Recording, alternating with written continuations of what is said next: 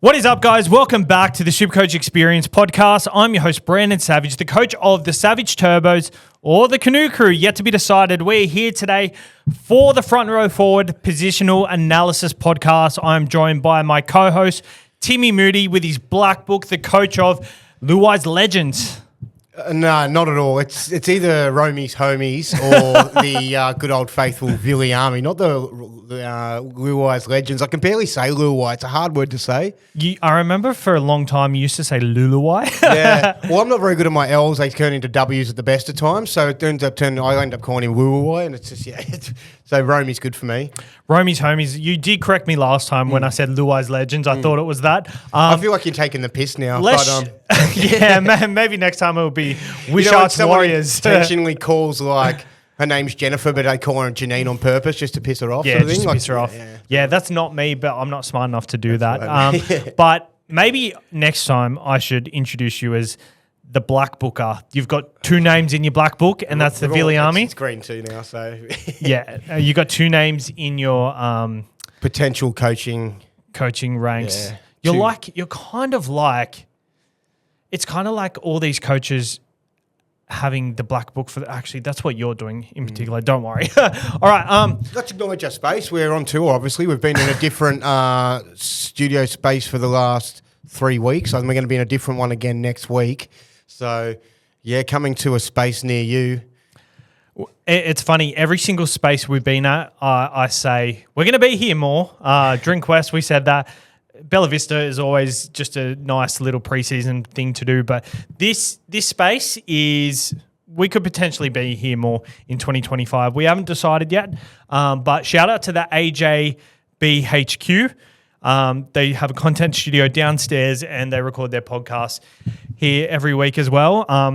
What a space. We came here, set it up. They let us do everything. It was a muck around. We were meant to record about probably almost 3 hours ago now. We sort of went to the city. You want to acknowledge that one? Yeah, so I picked Tim up from, halfway in between the city and where we record.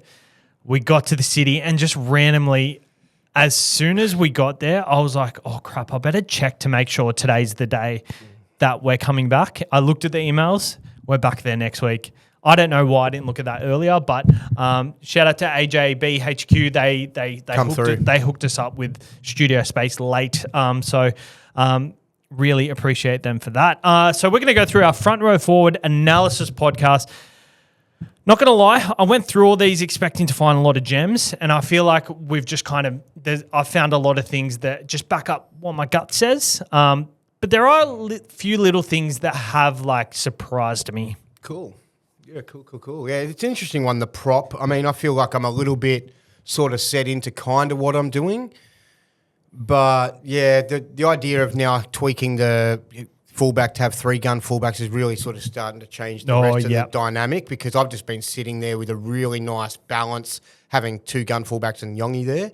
But now I'm trying to change that up. Geez, it's hard to try and make work. But ideally, when I had Yongi there, I was starting with 2 sort of 500K guys. I was thinking I'd start with Tino and May. Mm-hmm. And then a couple of 300K sort of guys for the second row. Because I don't really want those real 200K headaches like the Franklin Pelés of the past that, play 8 minutes, 20 minutes and get your bugger all points.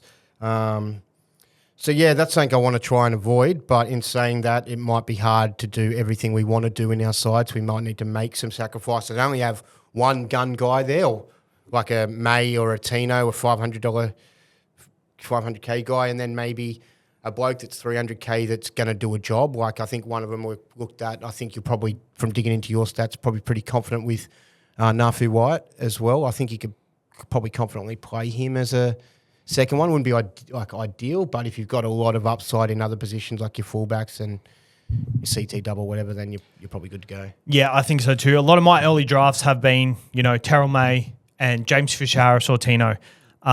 I'm tinkering with the idea, instead of going Olakuatu in the second row, moving Tino up to second row to accommodate for that, so I can move Tino up later. Because I do like Tino as a buy. I just see a few negatives as well. But we're going to go through it player by player, and then I guess by the end of the episode, we'll kind of speak about why we're going to do this. So let's start off with Adam Fanua-Blake. Obviously, 706,500. He's the most expensive front row forward in the game. And, I mean, this speaks well for Payne Haas, in my opinion, because Payne Haas is always the top there. I think when you look at players with that price, they're potentially overpriced just a little bit. And looking into the numbers, I think he is. He is the number one forward for a reason. He's got that attacking upside. He averaged over 60 minutes for the Warriors, which I think is a concern. He done that. Look, he averaged 60 minutes the last 2 years for the Warriors. For the Sharks, I should say. For the Warriors. For the Warriors. Yeah. Yeah, he averaged over 60 minutes the last 2 years. And like my concern is the Sharks' highest averaging forward last year was 45 minutes. So I understand that Adam Fanua-Blake is a different beast. You probably got to give him more minutes. But the makeup of their side doesn't allow for a front rower to kind of play that long. Well, I know you sort of said that, and I've been thinking about that a little bit, and I'm a bit torn because I kind of get if the Sharks are locked into a sort of way of they play their forwards lesser minutes, then maybe he goes there and does that as well. But I think they've bought him potentially for a reason, maybe not to mirror the minutes he's playing elsewhere, but to have a bigger minute forward within their side. So potentially he doesn't drop off too much, and the fact that they're going to have Atkinson coming off the bench, they're only going to have a... Are they? Well, I imagine they would, yeah. And that'd be a 3-forward bench. If he does come off the bench, and it does really help their case. And I think it does. He's handy enough. And I think the way that a lot of the coaches are going now is having a 14 that is versatile. I think it works for them, but they tend to steer away from that. I mean, they are losing Royce Hunt, who was last year, he was massive for them. Royce Hunt, they're not really losing anyone else. They got Oregon Kafusi. They've got Braden Hamuele, who's massive. Cameron McInnes plays big minutes as well, so maybe they just have that 1-2 punch, and that allows them, with a big minute forward, to have someone on the bench. So maybe this is what they've been waiting for to move forward. I'm just a bit concerned, and I don't think I want to spend that much on my second front row forward because, in my opinion, there's a front row forward that is a lock in my side. He's not leaving. Yeah, so just two things I was going to mention is, Fox Sports and Timmy Williams both have predicted sides of Daniel Atkinson in 14. So two of them predicting it's probably a good sign. And also some stats on AFB. I've just highlighted 60-plus scores, 74% 2023 and 70% 2024. So it's very consistent. He's had 8 tries in both those years respectively. Yeah. It doesn't sound like that many when you talk talk about it. It a lot, but it's almost one every 2. He played 20 games last year, I think, or 23 last year. Yeah, so one every almost 3 games? Yeah, just about, which is... And if you get that try, once you've got him in your SuperCoach side, that's when you're getting that big one that makes everyone want to have AFB in their side. But because you are concerned about the minutes of the under 55 minutes, if he does drop to... you said that the Sharks' highest minutes was 45 minutes... Say he goes to under 45 minutes. Last year in 2023, his averages were 63 in games under... Oh, nice. But that's still lower than his price point of 706. So you're not getting the value if that's the case, if he does go under that. And also 2024 drops to 55.5. But still, like if you're going to get him, you're not losing that much if that's the case. Yeah, it's not massive. It's not massive. And then there's still I still think the way I look at AFB is I think that he's going to be the number one try target close to the line. Obviously, Tom Hazelton had a lot of success there, so they can get a front rower over the line. He's obviously probably a bit better than Tom Hazelton in doing that. So he'll be the main target unless Hazelton comes on and replaces him, which is probably a nice swap because then you've always got that guy close to the line who can get over.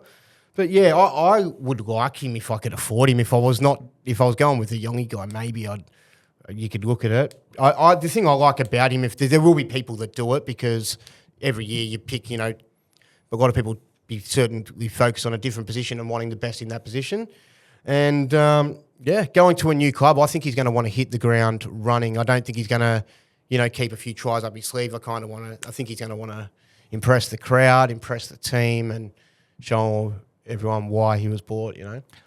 I tend to agree with you. I actually not a bad boy at all. I don't think, but not a slam dunk. But yeah, I'd probably veer away from it just because I don't think there's value there, and I think you've got to look for value early in the season. I think there are people in similar price bracket that can produce a bit more value. Buy in round 13, so he's someone that we can pick up and work our way up to and upgrade to. Yep. And he'll also play the first buy as well, so someone that we can buy plan and also, yeah. So if you started with him, you've got him for a long period there, provided he doesn't get injured. But yeah, you can always move up to him. You shouldn't get too much more expensive than that too, I wouldn't. No. Payne Haas is the second on our list, 669,200. And if you are part of the Patreon, if you're not part of the Patreon, head over there. We've already put an analysis out there on the weekend. So if you are keen to get in early for the second rowers and much more content, early access to a lot of podcasts, make sure to follow the Patreon. The link is in the description. Payne Haas, he's priced at an average of 68.4. I tried to look at stuff to look for value for Payne Haas, and I found something a little bit interesting. You exclude his injury-affected games, and it lifts his average to 72. So he is underpriced compared to what he can perform. Yeah, I think the Michael Maguire factor is also a massive factor. I can get his attitude. I feel like his attitude's been good, even when everyone else, like even last year, he always keeps going. Him and Paddy Carrigan, but I think with the belief of the coach and everyone else having a different lifted energy, even though he's the guy that always keeps going, I think he'll just put him that little bit extra up that could make the difference of when he's busting tackles, offloading, and, you know, remember that one game, I think it was, it could have been back end of 2 years ago, but it was like, it was just went on a tear, offloading, try assist from like the halfway line and stuff. Yeah, it's crazy. He's that type of player, and I think Michael Maguire will love him. He's never set a foot wrong, like especially when the team's been down. He's always given it a crack. Him and Paddy Carrigan, I think, will benefit massively from Michael Maguire. And, you know, Payne Haas, 669,000, that's pretty cheap for him considering. Yeah, for sure. It's super consistent. And I think that if there wasn't guys like Terrell May, who we know has got big minutes in him and has got great PPM, it's a lot cheaper. Yeah. It's not a great deal cheap. It's like 100. How much is Terrell May? Terrell May's $597, so you're getting Terrell May for $70K cheaper. We know what heaps, it's not heaps. I feel like Terrell May could average more than Payne Haas. I think he could too, because I think he does have more attack kind of in him as well. Yep. I agree as well. But Payne Haas, like the try assist has kind of gone away a little bit in the last few years just because of the emergence of Walsh, Reynolds coming into the side. Yeah, I think Appy will be trying to hit him close to the line. And even I could imagine like sort of Galvin and Luai giving him like little inside balls too. Like I think they're going to want to use him a lot creatively. Do you remember the Roosters last year where just randomly you'd find him on an edge and he'd throw a cutout ball to the winger? Yeah, that was fun. He was getting confident there. I think we'll find a lot of that where he's just, happy to be free. Free range Terrell May. Yeah. He could play lock. He could get that dual. We're talking about Terrell May. We're on Payne Haas. But yeah. It's obviously the man we want to talk about. We're pretty keen on him. But yeah, I've got a bunch of stats here on Payne Haas, but it's the same old for him pretty much every year. There's nothing really notable. He's got great PPM. He always has good minutes. So 6 years thereabouts. So yeah. Do we talk about Terrell May? Let's just talk about him now. By round 12. Oh, we'll wait to him. Get it to him naturally. He's not too far off. He isn't too far off. Mitch Barnett is one I am interested in. The news of Tohu Harris retiring really intrigues me. So Mitch Barnett, he averaged, where have I got the stats? So he averaged 76 minutes for 78.6 points when Tohu wasn't in the side. When Tohu was in the side, he was averaging 60 for 60. So we had 16 points, was it? Did you say 76 when he wasn't there? 76.8, 78.6 when he wasn't. So it's an 18-point difference. He's priced at a 67. So without Tohu Harris, his average is 78.6, averages 76 minutes. There's a chance he gets the goal kicking this year too. Yeah. If Tanner Boyd doesn't start at halfback. Because there's no one else in that side that can goal kick. Like they've got Luke Metcalf, who maybe could. Well, if he was goal kicking, it'd be pretty lucrative because, like, he was quite a thing at last year. He was really, really good. He dropped off towards the back end of the year, but yeah, there's potential there for sure. But I just feel like I don't know. because you're kind of keen on Fisher Harris. He's a lot cheaper too in the same side. He is. He's 549 when Mitch Barnett is 661. So last year, only 57% of the time was over 60 points. For Mitch Barnett? Yeah. He did fall and off he averaged late in the year. 65 minutes for the year too. So Yeah.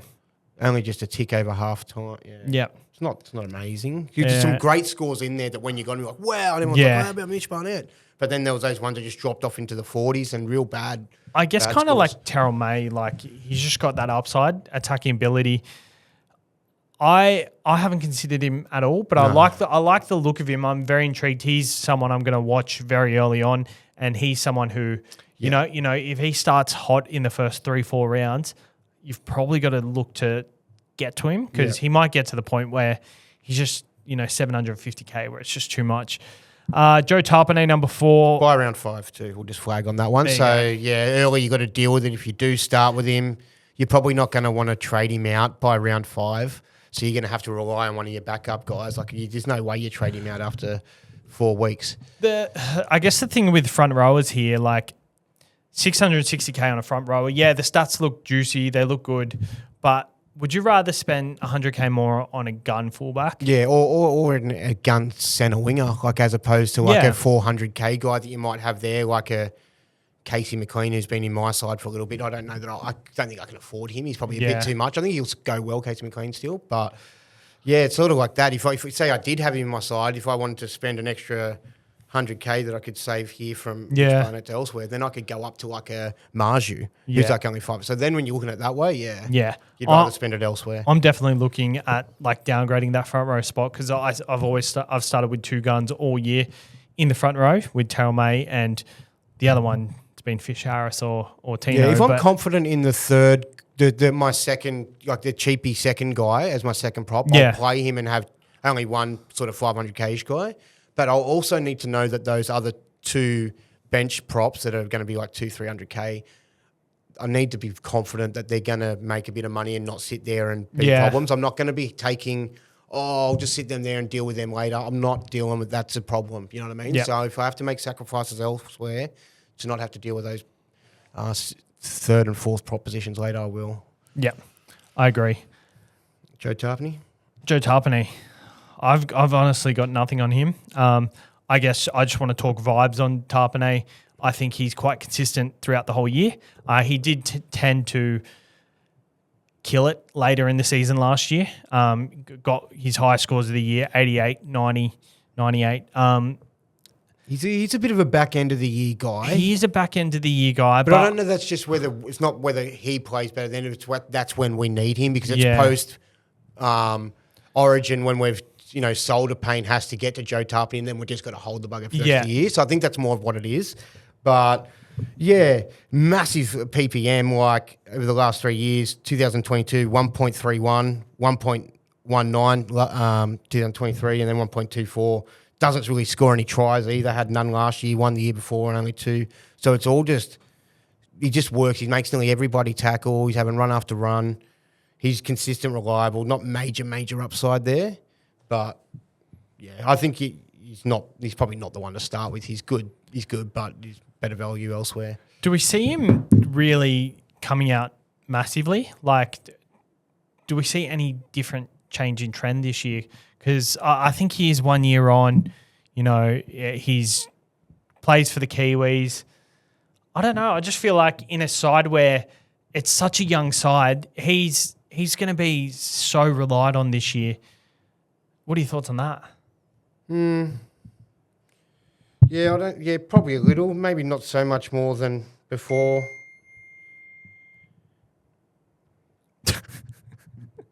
I'm just trying to assess their forward. Yeah, I can't really say. Well, Josh Papali is 1 year on. Leo Thompson's not going there next year now.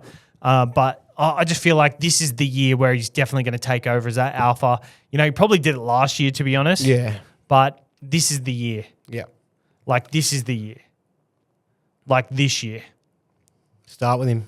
Yeah, I don't know. I wouldn't start with him, obviously, because the makeup But the you side. buy around 15 for him, so that's a huge stretch. Yep. Huge stretch. Yep. Yeah. I agree. Terrell May, number 5, 597,000. I've talked about him at length this preseason already. In games where he plays 50-plus minutes, he averages 80. He is priced at a 62. May offers 19-point value at his price, just about. Do you see any negatives here? Like, I feel like I've just talked the house down on him, and everyone else has as well. Do we look at the other side of the coin? Like, is there any negatives here? No, like he's already shown that he's got massive minutes in him. The only thing that makes you go, oh, maybe people are a bit off him is because his minutes would drop off at different points last year. But that's because of the depth that they had within the forwards and having, Jared Hargraves and all these other dynamic. He's going there to be the main guy of that forward pack. So I think the minutes are there. There's a video that I think a lot of people would have seen on YouTube with him, his brothers and his dad talking about when they were kids, and they talk pretty openly about how hard these dad would train the three sons, and Terrell was the fat one of the three boys, and would lose to his older brother and his younger brother week after week, and there'd be punishments for him. And now he's, you can just see the results, and he's a beast. That's why he's got this ticker, and he's in him where he can just keep going for such big minutes and at such high, like a high rate. It's because he's just been conditioned for it since he was a kid, like working hard. So shout out to Terrell May. His OzTag team has been put up into my OzTag division. We're playing them next week. Oh, that's mad. I've got to come watch that for sure. Yeah. So some stats on him. Let's get a mic'd up game. Yeah, that'd be great. He loves the mic. He'll probably vlog it. You might end up on his vlog, bro. I love his vlogs. I watched one last night. I watched the Spaniard one recently, but I can't remember what the last one was. Oh, it was just his first day of West Tigers. Yeah. We full vlogged that. Yeah, he was in the change rooms with the boys and like training and stuff. And like, I did see a snippet of Taruva saying, cool. Terrell Davis May. Yeah. Shout out to his fans. Yeah, so a couple of average scores for Terrell May when he plays 50-plus minutes. Last year, he averaged 76.3. And he did that 10 times. There was 10 games over 50 minutes that he played. And for that, 76.3. Games over 55, it jumps up to 86.4. There was 5 games that he played more than 55 minutes. And then 60-plus minutes, he had 3 games, 60-plus minutes. And he averaged across those 3 games 95.33. Terrell May, I've never said this because I don't like it, but he's a must-have. He's a must-have. He will play 60. I'm so confident he plays 60 minutes. Most weeks, and they might give him a rest a little bit every couple of weeks. And when I say rest, it might be 10 minutes less. 50. Yeah, something like that. Yeah, he's going to be... He's so fit. He's so fit for a front rower. I think he's going to be the big dog this year. And, I'm genuine. Like, we know round one's so low scoring. Could be a captain option too. Captain option for round one. In early days.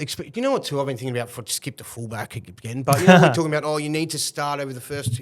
If we're only doing that for the first 2 weeks and then downgrading to Yongi because Yongi's putting out 80s, 90s, he's going to make that much money. Like the fullbacks and the halfbacks in the past, they've only, they haven't banged it from the start. Teddy went pretty good last year, first round. I think it was a Teddy. Teddy did. It was a bounce back year, though. But still, a lot of them were a bit... of them were still... It was a bounce back year, though. I think you've got to distinguish between, Turbo had a good year last year. I don't know. I think Turbo's pretty different. He's never across usually... the park, just like the halves even, just it was a bit slow. But I just think that Terrell, long story short, is a captain option rather than looking at some of these upside guys that may only get 50 or whatever. He looks like if he plays 50 minutes, he's probably going to get 76 points. He's my captain round one. Let's lock it in now. Also has a bye round 12, so you've got him all the way. So plays round 13 then? Plays round 13, but I think round 12 is the first bye. Yeah, that's true. So he doesn't play the first bye, but you get him all up until then. I think you're buying him for different reasons to that. James Fish-Harris, number 6. My point is you don't have to deal with having him not play in round 5 or something like that with some of these other guys you do, which is we're now moving on to James Fisher-Harris, are we? We are. And he's got to buy round 5, so that's pretty much, That's fair. I am very keen on James Fish-Harris. He's someone who, a lot of people are going Tino. My gut says go to James Fish-Harris over Tino early on.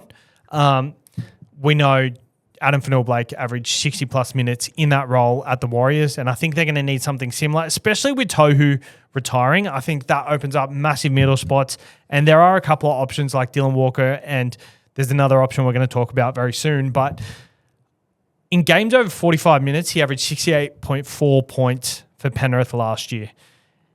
He only averaged 56 points last year, so he just rarely gets the minutes. He rarely gets enough minutes to prove himself, and I think moving over to a club like the Warriors, I think we're going to see another half of James Fisher-Harris's career and just another part of him unlock. I'm really excited to see how he goes, and I really think he could be a gun option to start with. Yeah, I've never really thought of him being particularly SuperCoach relevant at all. And even when he was playing bigger minutes, I don't even remember him doing that well. But looking back on, I've never looked at him that way, I guess. Yeah, looking back on it, as you said, I think it was over 45. I've got over 50 minutes. It was 67.5 points last year. He had 7 games there, so it's decent sample size. Games over 55 minutes jumps to 77. Which is the same stat for 60 games over 60. So must have played. Those games were all the same games pretty much. So, yeah, I think if you are onto something and you do think that he is going to take on a bigger minute role, then there's definitely value there.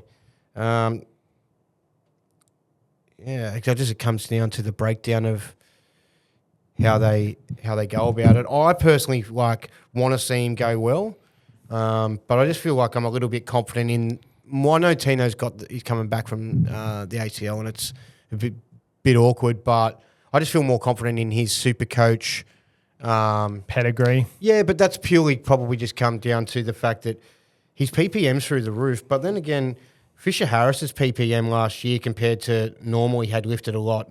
So in the past, 2022 and 2023, it was 1.06 and 1.05, but last year it jumped to 1.21. There were 4 tries in that last year compared to before, so I don't know whether that's got something to do with it. But yeah, but 4 tries, I wouldn't have thought he'd scored 4. Remember last week we were saying, just Fisher-Harris? Yeah, he scored 2 late in the year, which I think bit consolation there. I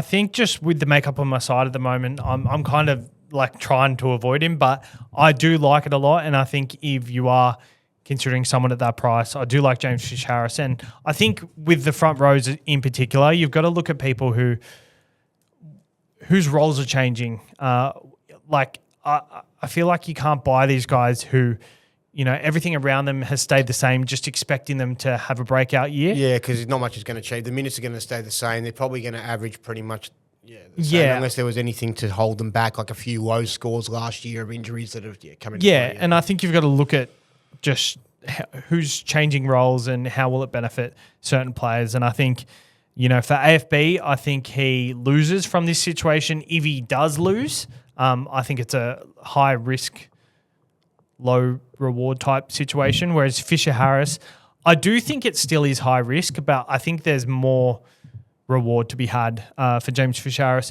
Tino, number 7, 530,000. The top players for everyone in SuperCoach Gold came out the other day, and he was the highest by far at 75%.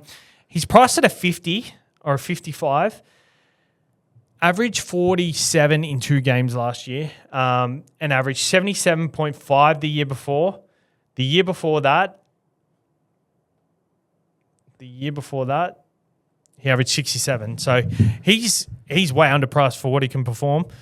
My issue is just the ACL forwards tend to come back quite slowly from them, and I don't get me wrong, I think he's a good buy. I just when you say slowly, do you mean he'll run? He won't run as hard at the line, or he won't have as much minutes, or he won't be as impactful, or how do you mean? I think with the ACLs, because the reoccurrence is really, really high. Oh, so they're cautious in the way they're running. They're sort of protecting themselves obviously, and not opening up or whatever. And obviously they build themselves up to get to a point where they're strong enough to do certain things, but coming back onto the field, it's just that mental game. Yeah. I think that mental game is very strong, and I don't know anything about him. So I'm just sort of Regan Campbell-Gillard coming to the club.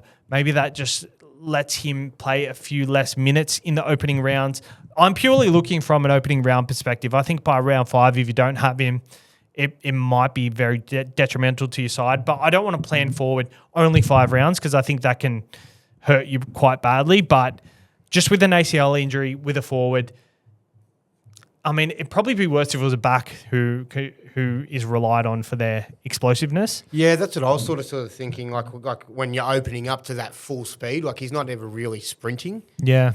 But I don't know. Like I don't know anything about ACLs or the human body to be sort of commenting enough on that. So, but I'm just putting my, I guess, the faith in the fact that he's had time off. They're bringing him back. There might be obviously reoccurrence or stuff like that that are concerns. But yeah, he's a proven gun. He's very, very cheap. So yeah, I feel like I'm pretty happy with him. But I do feel way better. Like if I could only have one or Terrell May based on my breakup on my side, I'd probably drop 10 off for sure.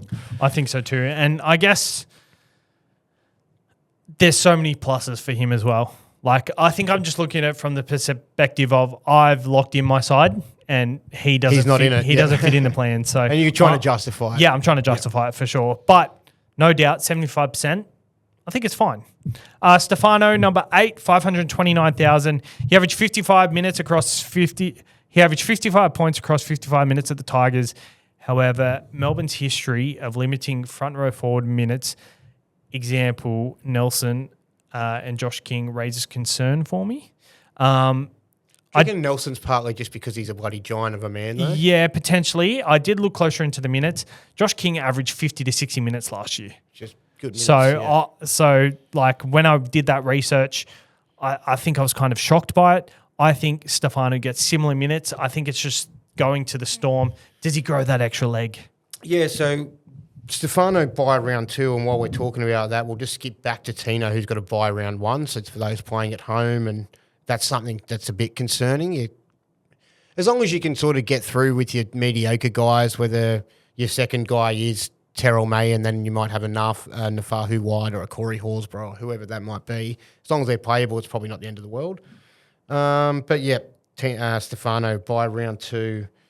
I've got here that scores that when he's played over 55 minutes, he goes to 65 points, and he's done that 7 times. He goes over 60 minutes at 74.5.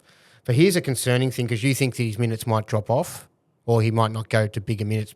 Would that have been something you were concerned about? You sort of said maybe not as much now that you looked into Josh King, who has done 55 to 60. Yeah, I was concerned. Like he still averaged 55 minutes for only 50. Like that's 1 point per minute, which is pretty good. Yeah. Like I don't expect him to get. I don't expect like if he gets 60 minutes, he's 5 points value based on his PPM. But then there's the factor of him going to Melbourne. I just think he had so much opportunity to already be great, and he wasn't. But maybe just this Melbourne culture. I've got plenty of comments on that too, and I'll get to that in a sec. But okay, let's just address this under 55 minutes thing. In case that is a thing and he doesn't go through massive minutes. So under 55 minutes in 2021, 16 times, average of 51.5. So you're not making money there. You're pretty much bang on where you're at. 2023 only averaged 47 when it was under 55 minutes. Did that 20 times, 20 games he had that too. And then 18 times in 2024 it was under 55 minutes and 49 points. So, and his average for last year was 50. So yeah, it is a concern. But for me, I feel like Stefano Utoikamanu is going to be a beast of a footy player. I think going to the Storm is just going to make that happen. For him, I feel like he was just stuck in a losing side that whole time, like a lot of Tigers guys. Yeah. And it's just hard to just turn up and feel like that the rest of you guys are doing a job. I just think the attitude that will be whacked into him through Bellamy, and they're very selective in who they pick. So I don't think he's a weak character. I think he's got strong characteristics that maybe dropped off and maybe got a bit lazy or blah, blah, blah, blah, blah. But I think deep down there is a strong character there because they're very careful in who they pick. They've got to meet certain criteria. And so, yeah, I think there's definite try scoring potential there too. He's shown try scoring in the past, and Harry might be able to do that. I don't know, maybe why would he be any better than Appy? They're both pretty crafty and good at getting their guys over. But, Yeah, more about the team he's in. So there's potential there. I think he's definitely going to be way more relevant. Last year, I think he will be a thing. Even if you're not starting with him, he was someone you think about at some point. I agree. 529,000 is a good price if he does reach his potential, because I think he's got the potential to be a great player. Does he start straight away hitting the ground running? No, maybe not. I think it might take a little bit. That's my issue potentially, because Craig Bellamy tends to slowly blood these guys in. Like, look at Eli Katoa. He didn't get his 80-minute role straight away. Neither did Sean Bloor. It was Joe Chan who started there early in the season, which got us all hoodwinked. I could imagine that Bellamy would be the type of guy that would give him give certain players very limited benchmarks and things to work towards in the game, rather than overwhelming them. Just you need to light this shit up. It might be just be simple as quick play the balls, make your tackle, whatever it might be, and that might not reflect to what we need. But yeah, I reckon we'll keep an eye on him, because I reckon he could be a guy that they really open up. Starting with him, with the other guys, I'd prefer to go Tino and May. Yeah, I guess with the makeup of the front rows at the moment, you can only fit 2 starting guys and 2 bench guys, and I think just there's too many other options. By round 2 is another red flag too for that reason, so not to start with him. Number 9, Lindsay Smith, 524,000. He is priced at a 53.5, and I looked into games where Moses Leota or James Fisher-Harris was not there, expecting to be blown away. He averaged less. He averaged 52.2, averaged about the same minutes all year. So I think Lindsay Smith probably does go to another level because he did, make his debut for Australia.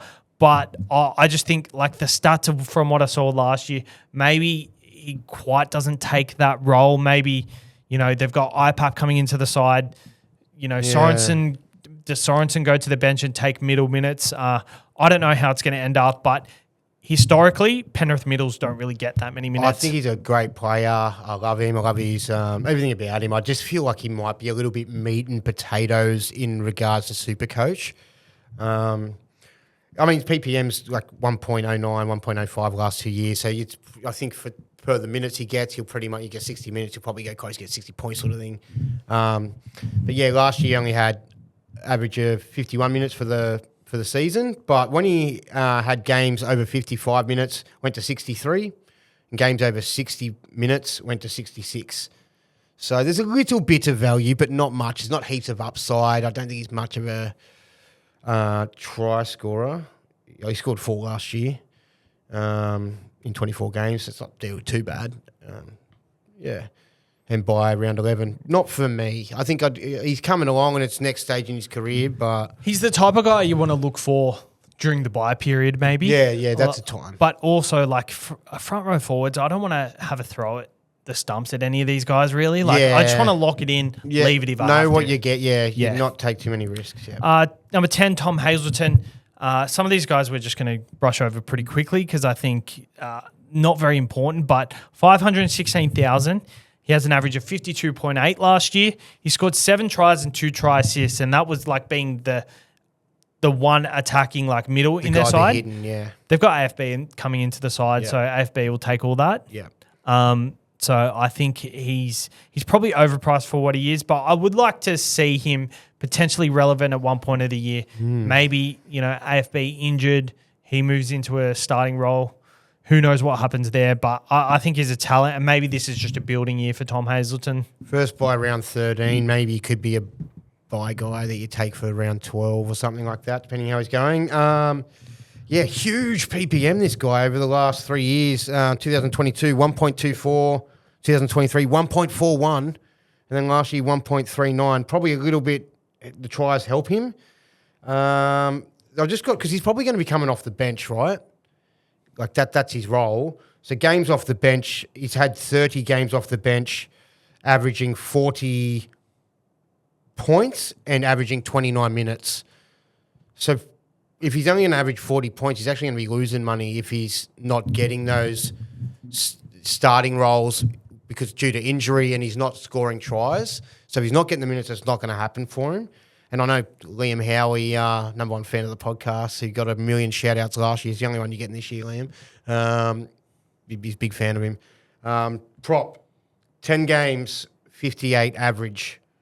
So if he's starting, that's where it's at. But still, not even heaps of value there at 516K. He's got to be getting those tries, and the minutes have to be consistent. So, yeah, I don't think he's one to look at to start with. You just reminded me of a shout-out. I've got to shout out someone here. I'm just looking for it at the moment because it's a good thing. Pat Mandu in one of our group chats works with a surgeon named Elliot, who apparently a massive fan of the show. What sort of surgery do you do? I assume... Open heart, bit of brain surgery, neurosurgeon. We'll call him a neurosurgeon. I assume he did BBLs. Sounds like a sex thing, is it? It's a Brazilian British butt lift or something like that. Yeah. Yeah, cool. Let's move on. We're getting really into the depths of despair of the front row here. But the BBL, actually speaking of the BBL's on at the moment. If you want to have a punt, go to picklebet.com.au. Use the code TURBO when signing up. But make sure to know what you're really gambling with for free and confidential support. I always mess that up. For free and confidential support, visit gamblinghelponline.org.au. Use code TURBO when signing up. And I think Thunder are going to win the comp, potentially. Hot tip. Yeah. All right. I've got Regan Campbell-Gillard here. He's priced at 50. I don't know. I just put him there just because I feel like... Because to change your club. If he wasn't changing your club, you wouldn't have written him down. Yeah, exactly.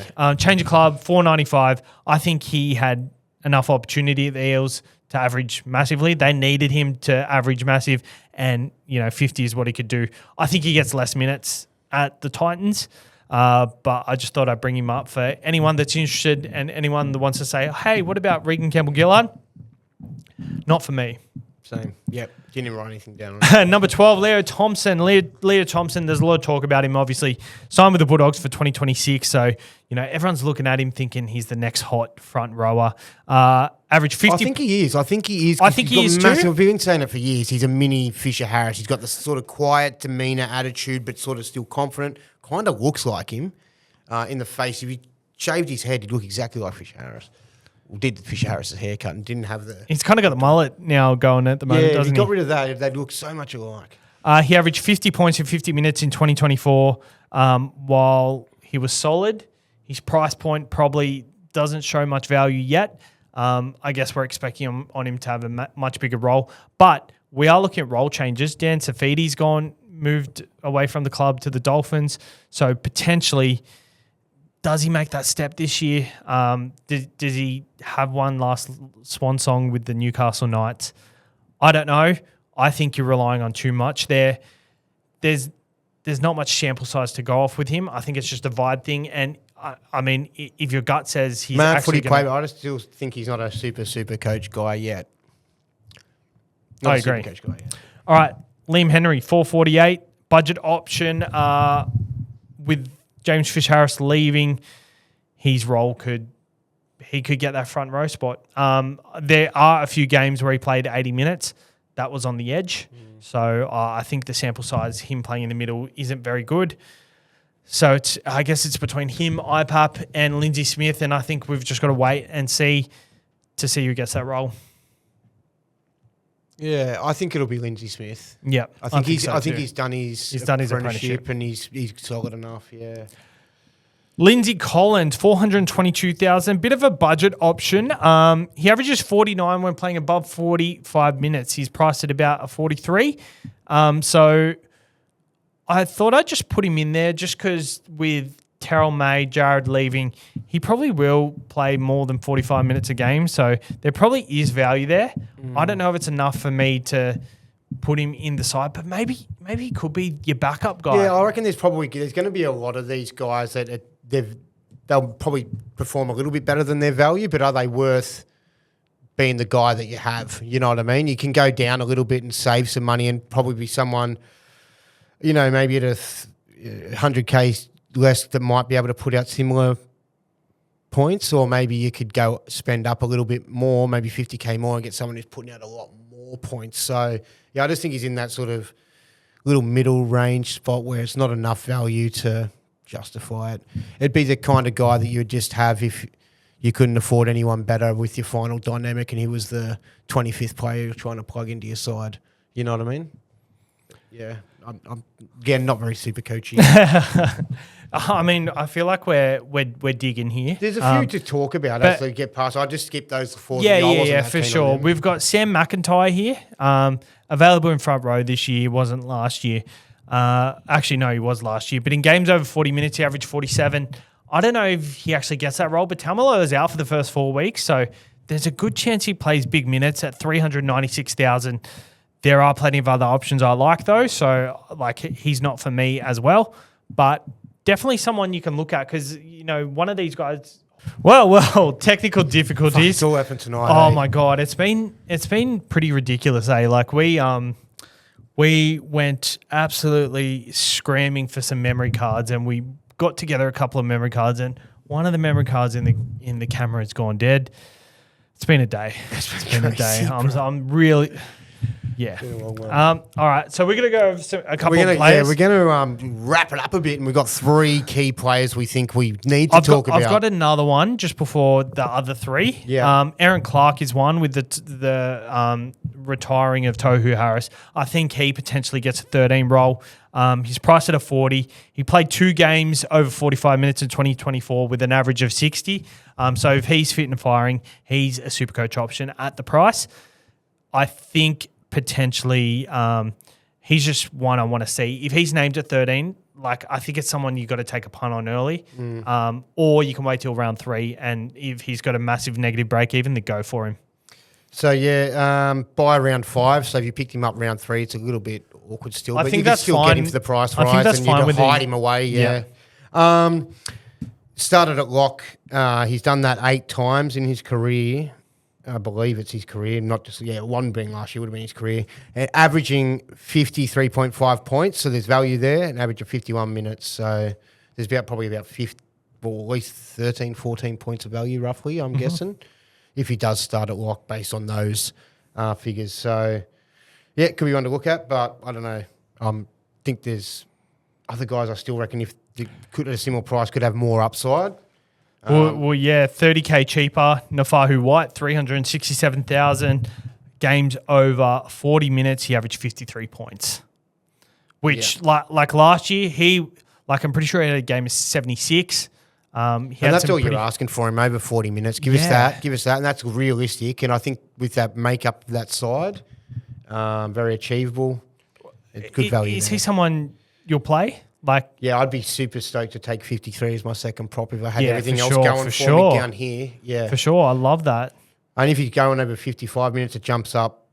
If he jumps up another 10 minutes, he jumps up another 10 points. Yeah, it goes into a massive role, so I think it's perfect. Yeah, just by around 10, so use him in long enough without having to worry about and stress either. Cool. Corey Horsburgh.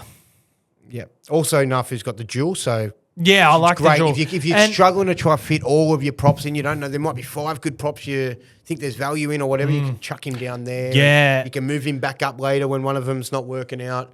Well, there are a few good ones, like Corey Horsburgh, 355. No dual for him? Or no, he's got dual. He's got dual. Mad. Imagine having both of them. Yeah, and the Nafahu, 367. You can swap between them when you please. And I just think, like, if you are playing the Tino and May, then to fit these 2 guys in, you can have one in second row, one in front row. You can have them both in second row because, like, legit, the second row stocks for cheapies aren't that great this year. So, and I like the front row for this kind of price range. Like, obviously, if you want to fit in an Aaron Clark, a Corey Horsburgh, and a Nafahu White. But Corey Horsburgh didn't play many games last year. When he played over 50 minutes, though, he averaged 63.5. 62 average in 2023. He's priced at a 36. He didn't average 36 last year. He averaged 30. He averaged 44, 45 points. 45, and he's priced at a 36. Yeah. How does that happen? I'm not too sure. So he's underpriced based on last year as it is. Yeah, and do I go back to 2023, off his head, like games over 40 minutes, 66 was his average. He did that 19 times. Let's jump, I've got it for every 5-minute increments here because I'm so keen on him, but let's jump up to 50 minutes. Over 50 minutes goes up to 69. over 65 minutes, which he won't be doing a great deal, but he can. 70 minutes, 70 points plus. He did that 12 times. 12 times in 2023, he played over 65 minutes. So if him and, you said, Ricky, him and him got beef, if they've broken their bread, sung their kumbayas, hopefully they're, they've sorted their shit out. They've either they've punched on together, but I reckon more likely had a hug and a cry. They seem like they'd have a hug and a cry together. I think that's exactly what's happened. So average at prop, he's 62.5. Average at lock, 62. Average at front row, second row, 73.5. Average at bench, though, is 43. And quite possibly a bench role for him, though. So that potentially, could be the concern. I guess just Josh Papali'i coming into the side, Josh Papali'i's still in the side. Does he come off the bench as impact now, and play 25 minutes, 30 minutes? Even if he doesn't, I think Corey Horsburgh plays big minutes still. I'm pretty keen on him. He's in my side at the moment. Well, even if he does come off the bench and he's averaging 43, there's still value in there at 355. Not heaps, but maybe 5 to 8 points. Can't calculate perfectly myself, but yeah. Let's hope for a bit more. Royce Hunt averaged 29 points in 4 games in 2024. Is that right? Yeah, 20. He had 4 games. He had 4 games all year. No, he didn't. No, he had 4 games that were over 30 minutes. Right, and he averaged 29 still. Yeah. He only had 1 game that was over 35 minutes, and he dropped to 27.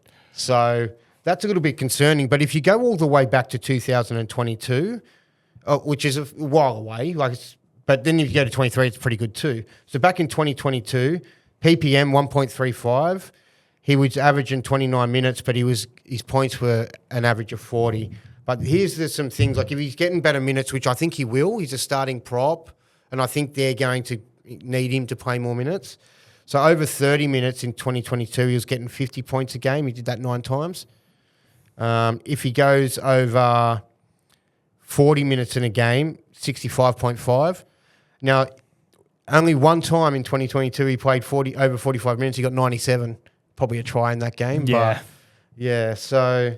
And the figures aren't too much off it. Maybe instead of the 50s, it drops to 40s in 2023. Yep. But there's still heaps of value at 249.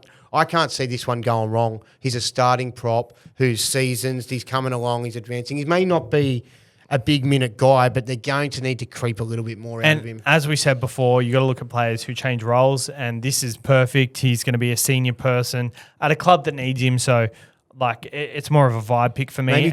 Maybe Terrell May's dad can just take him out the back and whip him a bit, or take him running up the hills and stuff. And at the price, I think it's a very nice price. That's it for the front row forwards. He's a great one to have as your 4th guy. I reckon you don't want to have him as your 3rd guy and then this mystery 4th guy who's a 100K guy that's going to get 20 minutes like a Frank Compele. Yep. He's the type of guy that you can be confident in your 4th guy that it may not go amazing, but it's going to make you a little bit money. You'll be able to sell him for 400K at some point. Potentially, I reckon you'll be able to sell him for 400K. He might score a try. Alex 12 scored a try. He could score a try. We scored 3 in 2022, 3 in 2023, and he scored 1 last year. So, what a day! Yes, it was. There's a couple other cheapies we haven't mentioned. But we're running out of time. We've had to move the camera back. There's Ben Takura, Delga Saleh, and Tom Ale that are all pretty cheap. It just comes down to, I guess, I think they're a bit more riskier, these boys. Yep. And only a little bit cheaper, or not that much more. I think if you think we've missed someone, then please leave a comment in the comment section, and I will do a Q&A podcast later in the week because of the camera issue. I think you deserve it. Would you like me to read out my green book? I've put these in previously. Oh, okay. So who's in your black book? So Terrell May. Yep. Prices are relevant. Don't worry about the prices. Don't worry about the prices. Terrell May, James Fisher-Harris, Tino, Stefano, Hazelton. I'm going to probably put a line through Hazelton. Yeah, put a line through Hazelton. Aaron Clark. Yep. Nafu White, Corey Horsburgh, Royce Hunt, Moale, who we must have skipped him, but he could be a thing. He's a big one. Awkward-ish price, $3.90, but I think he could be one of those guys. Yeah, he could really lift this year. This could be the year for him. Yeah, but at the $3.90K, maybe you can just watch and wait a little bit just to get your information. But yeah, I like that. I like where I'm at with this. I've got, 3 guys to pick or 4 guys: Terrell May, James Fisher-Harris, Tino, and Stefano. Like, 2 of them, I'd prefer, Tino and Terrell May. If I can have 2 of them, if I'm only having 1 of them, it'll be Terrell May. And then you got those middle guys like White, Horsburgh, Royce Hunt, that'll go to the second spots over there. So that's pretty much what I'll be doing, I think. I like Less it. competition in the prop for me than there is in hooker. I like it. All right. Well, thank you for tuning in for the podcast. Sorry for the technical difficulties. Tim's got another hour trip home now. Yeah, I know. Jesus Christ. Another little announcement. I'm playing in the Sports Shed charity match on the 16th of February at Ringrose Oval. Tickets go on sale on Wednesday, tomorrow, the 15th of January. I'm starting lock. Senior member now. Obviously, second year into it. Second year running. Like, obviously part of the leadership group, on and off the field, like making good decisions and just impacting the community. And, the lock is part of the spine now, so I'm very important into the side. We are playing the Goanna Academy. I'm playing for the Mark Hughes Foundation. Blake Austin is our halfback, and we are playing Todd Carney and Mitchell Pearce on the other side. Hainsey is playing hooker, which is crazy. SC Whisperer's on my side as well. Interesting. Hopefully he can get a good run of it. All right. Cheers for tuning in, and we'll see you next week.